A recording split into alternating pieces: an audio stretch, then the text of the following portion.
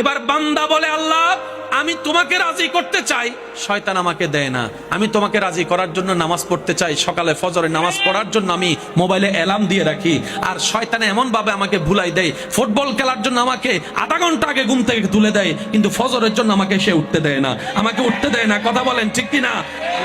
আমি তোমাকে খুশি রাখার জন্য হালাল ইনকাম করতে যাই, কিন্তু সেই শয়তান আমার বউয়ের মাথায় ভর করে বিভিন্ন কথা শোনায়, আমাকে এই জিনিস সেদিক বুঝায় আমাকে সে 2 নম্বরই কাজ করতে দেয়, আমার বন্ধুর কথা শুনে আমাকে সে নেশার মধ্যে ঢুকাই দেয়। আল্লাহ আমি তোমাকে খুশি রাখতে চাই, কিন্তু শয়তান আমাকে দিচ্ছে না। বিভিন্ন বন্ধু বান্ধব এসে আমাকে এমন এমন কান পরা দেয়, অনেকে সুদে লেগে গিয়েছে, অনেকে খারাপ কাজে লেগে গিয়েছে, অনেকে 2 নম্বরের কাজের মধ্যে লেগে গিয়েছে। কথা বলেন ঠিক কিনা?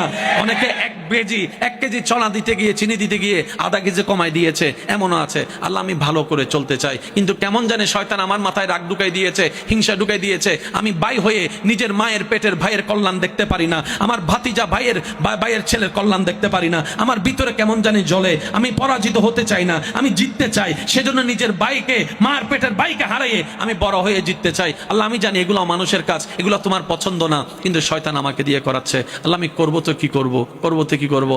রব বলে যে আমাকে কি সত্যি তুই খুশি করতে চাস? আমরা বললাম আল্লাহ চেষ্টা তো করি তোমাকে খুশি করার, কারণ জমিনটা তোমার, তুমিই থাকতে দিয়েছো, দেহটা তোমার, তুমি আমাকে দান করেছো, চোখ 2টা তো তোমার করা দান। সুবহান আল্লাহ। যে জবান দিয়ে কথা বলি সেটাও তোমার দান। আল্লাহ আমার সবকিছু তো তোমার দান, আমার প্রাণটাও তোমার দান, আমার রিজিকটাও তোমার দান, আমার স্ত্রীও তোমার দান, আমার সন্তানও তোমার দান, আমার স্বামীও তোমার দান, আমার শ্বশুর শাশুড়ি তোমার দান, আমার মা বাবা তোমার দান, আমার সমস্ত কিছু তো আল্লাহ তোমার দান, নিঃশ্বাসটা তোমার দান, ফলফলা দিয়ে তোমার দান। আল্লাহ তোমাকে খুশি করতে চাই, কারণ আমি জানি তুমি খুশি হলে সৃষ্টি জগৎ আমার হয়ে যাবে, তুমি একবার খুশি হলে জান্নাত আমার হয়ে যাবে। সুবহান আল্লাহ, সুবহান আল্লাহ, সুবহান আল্লাহ। বান্দা বলে আল্লাহ আমি তোমাকে খুশি রাখতে চাই। রব বলে যে তাহলে একটা কাজ কর, নবীর মহাব্বতটা অন্তরে নিয়ে শয়তান যা পছন্দ করে সে কাজগুলোকে উল্টা করা শুরু কর, উল্টা করা শুরু কর। শয়তান যেটা করতে বলবে সেটা থেকে দূরে থাকবি, শয়তান যেটা না করবে সেটাকে তুই আরো বেশি করে করবি, এইভাবে চেষ্টা কর। আল্লাহ পাককে বান্দা বলে আল্লাহ আমি চেষ্টা করলেও কেমন জানি অনেক সময় পারি না। রব বলে যে তুই ফেল হলে ফেল হ, সমস্যা নাই, আমাকে খুশি করতে চেষ্টা করেও যদি ফেল হস, এই ফেলটাই 1000 পাশের চাইতে উত্তম হয়ে যাবে, 1000 পাশের চাইতে উত্তম হয়ে। বান্দারে তুই তোর জায়গায় চেষ্টা কর, না পারলে আমাকে একবার ডাক দিবি। একটু সুবহানাল্লাহ জোরে বলি। বান্দা তোর চেষ্টা তুই কর শয়তানকে হারানোর, না পারলে আমাকে একবার ডাক দিবি।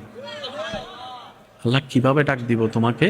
রব বলে যে তুই যখন পারবি না তখন বলবি আউযু বিল্লাহি মিনাশ শাইতানির রাজিম, আউযু বিল্লাহি মিনাশ শাইতানির রাজিম, আউযু বিল্লাহি মিনাশ শাইতানির রাজিম।